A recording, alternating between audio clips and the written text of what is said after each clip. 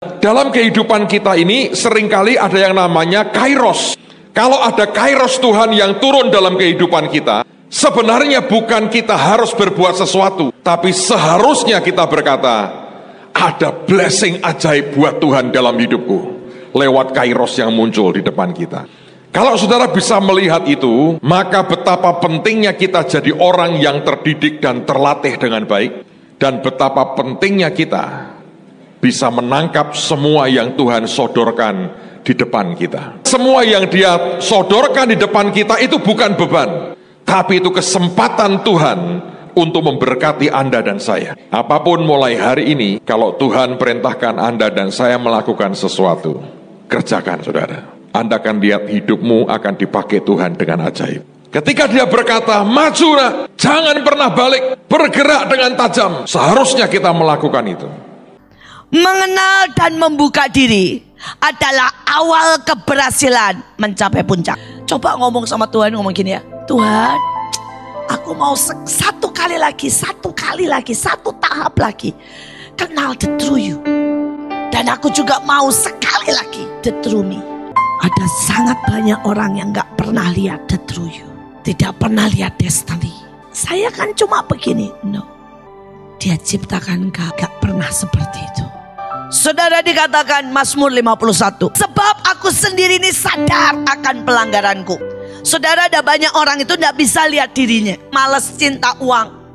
Saudara, Simpson itu sudah 20 tahun baik-baik, sudah 20 tahun memerintah. Dia sangat kuat, tapi dia tidak tahu, dia ini tidak tahan sama rengean wanita. Karena kita tidak pernah jatuh ke sandung karena batu besar, kita selalu kesandung karena batu kecil. Musa jatuh hanya karena kemarahan. Daud jatuh hanya karena apa? Dia lihat perempuan telanjang. Dan saya berdoa pagi hari ini berkata, Tuhan bongkar. I found the answer to a life of holiness because I didn't live it at one time. Before I knew the Lord, I didn't know it existed.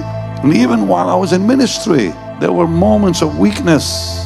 We all experience turbulence. I have. If you say you haven't, you're lying. If we say we have no sin, we deceive ourselves. The truth is not even in us, it says. We all come to the edge of destruction, and God pulls us back and saves us from our own misery and foolishness. So, the Bible is clear. God has given us His power, and we choose to use it or not. The fact yet remains that all believers sin. In fact, the Bible tells us in Ecclesiastes 7:20, there's not one righteous person on the planet, period. And we sin every day with weaknesses in our life. Fear is a sin. Prayerlessness is a sin, and so much more that you don't even think about. We think about the big stuff. God looks at the big and the little stuff in you. And in 1 John 1:8 it says very clearly, if we say we have no sin, we deceive ourselves, and the truth is not even in us. If we confess our sins, verse 9 says, He's faithful and just to forgive us our sins, cleanse us from all unrighteousness. I love this verse. We all need it. Cobalah kita itu belajar rendah hati. Bagian orang lain diberkati, ya syukur, kita turut senang. Jangan nanti kalau orang lain diberkati, kita lalu keberkatan atau kurang, lalu bilang, kenapa dia diberkati aku enggak? Enggak bisa. Kita harus menjadi anggota tubuh Kristus. Satu, dapat berkat, yang saya itu turut senang, harus begitu. Yang satu tak sakit, yang lain juga ngerasain sakit. Itu maunya Tuhan. Makanya kayak anak-anak tadi main 6 karunia itu tadi, ada yang jadi pilar, ada yang jadi raja. Jujur, yang pengen jadi pilar siapa? Ada toh? Tapi yang kepengen jadi raja siapa? Semua. Saudara tahu, yang paling berbahaya itu adalah jadi raja. Kenapa? Karena berkat lupa diri. Yang paling sengsara pilar, tapi yang paling besar hadiahnya pilar. Kamu harus seperti burung merpati. Merpati tidak punya kantong empedu. Terbukti betul, merpati tidak punya kantong empedu. Tidak bisa pahit. Anda tahu empedu itu mengerikan. Saya diberitahu banyak orang, kalau Anda motong ayam nih, sampai pecah empedunya, seluruh dagingnya yang kena empedu nggak bisa dimakan. Anda rendam pakai gula, nggak nolong. Itu empedu itu mengerikannya luar biasa. Ikan juga sama. Anda belah itu perutnya, Anda tidak hati-hati, empedunya pecah kantongnya, seluruhnya pahitnya luar biasa, nggak kemakan lagi. Nah, di Amerika baru dibuat beberapa waktu lalu itu uji coba. Ada satu orang yang kepahitan banget. Terus dari dalamnya kan ngeluarin gas yang di dalamnya dia, diambil. Jadi ini orang yang benci, marah, pahit hidupnya. Sengaja itu diambil gasnya. Terus kemudian gas dari orang kepahitan ini dicampur ke makanan babi. Kemudian babi dikasih makan itu. Bukan flu babi, saudara. Flu manusia. Babinya mati. Ternyata itu gasnya racun. Kalau Anda kepahitan, ada kabar buruk buat saudara. Badanmu mengeluarkan racun buat siapa? Dirimu sendiri. Tidak heran orang kepahitan cepat pinter, saudara. Tapi siapa yang meracuni? Diri sendiri. Jadi kalau ada orang lain berulah Anda kepahitan, rugi. Ingat hari ini, Anda sedang meracuni dirimu sendiri. Kalau ada orang lagi jengkelin, berkata gini, terserah, racun tidak keluar. Aku tidak simpan racun. Aku tidak meracuni diriku sendiri. Ya toh? Oh tapi nggak bisa Pak, ini begini. Ya sudah, makin begitu makin banyak produksinya. Variasi racunnya makin banyak. Bayangin. Dan gawatnya kalau orang kepahitan, saudara, itu ngomong ke orang biasanya, nggak tahan dia. Karena pahit, dia mesti muntahin. Ajaibnya ada orang-orang tukang tadah kepahitan. Seneng. Anda perhatiin ya, kalau orang sudah ngomong orang tertentu terus-menerus, atau kelompok, atau gereja, atau siapapun lah, atau perusahaan, terus tentang itu 1-2 kali ngomong terus, Anda harus tahu, racun. Anda deket-deket, Anda pahit, engkau nggak bisa dimakan juga, saudara. Seluruh hidupmu tiba-tiba akan pahit dengan dia. Saudara tahu bahwa seringkali masih ada hal yang ngikat di dunia ini. Makanya kalau Anda hidupmu ya, jangan pernah biarkan apapun, terutama kepahitan, segala macam, ngikat hidup saudara. Itu membuat Anda susah untuk masuk. Tanya, Tuhan, tapi kalau enggak, saudara setidaknya, saudara ya, saudara buat perjanjian pribadi. Aku mau ketemu engkau di mana? Saudara ya, karena Tuhan itu punya selera. Saudara kan nggak bisa ya ngedate sama raja dan raja yang suruh ngikutin saudara.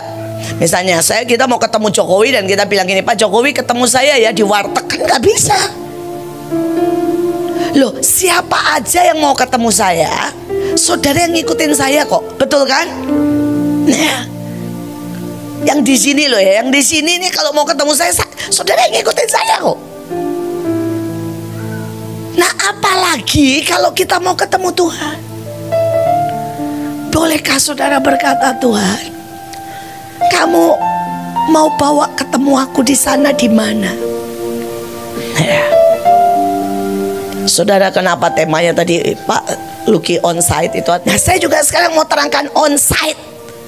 Saudara bisa nggak pergi dengan nanya, kita ketemu di mana? Hari itu Tuhan, ini waktu pertama kali saya berangkat, saya tanya Tuhan, ngomong hariin pun deliman di sini gitu ya.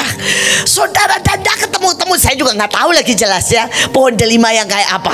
Tapi saya tahu buah delima ya. Jadi saya bilang pokoknya saya mau menemukan buah delima, dan nggak ada. Tapi saya masih ingat saudara, hari itu tiba-tiba masuk garden tomb. Waduh saudara, itu saya langsung mata saya lihat 3 pohon delima, semuanya berbuah. Saudara, saya cuma bilang saya mau duduk di situ ya. Begitu saya duduk, Tuhan sudah berdiri. Dan begitu Tuhan berdiri, saya udah tidak bisa, saya nangis.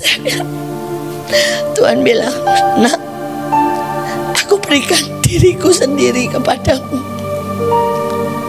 Saya bilang, enough Tuhan. Engkau lebih dari apapun. Kalau engkau memberikan dirimu sendiri, sudah more than enough. Dan saudara, tiba-tiba dia cerita sangat banyak. Sangat banyak. Dan dia berkata, malam aku ketemu lagi ya. Nanti malam aku ketemuin kamu lagi. Sekali lagi saya berdoa supaya saudara semua yang ke sana menggali dan buat saya itu tambang yang terbaik, yang terbesar yang saya dapatkan. Dan saya tidak pernah lagi, saudara, menjadi kekurangan. You know, you and I don't realize who we are in Christ and what we've got in Christ. We have no idea what we really have in Christ Jesus. Do you realize if we'll come to the place where we understand the grace of God, there'll not be one moment we'll know defeat in our lives. There'll be continual victory, continual glory. That's the kind of life He wants us to have. Jesus didn't call you to be defeated. He didn't call you to be oppressed or possessed or sick. He called you to live a life of victory Monday, Tuesday, Wednesday, Thursday, Friday, Saturday, Sunday, come back for more and go out and defeat the devil again. We're a bunch of winners, not a bunch of losers. He was on the cross that we might be on a throne. He died so we might live. He became sin so we might become righteousness.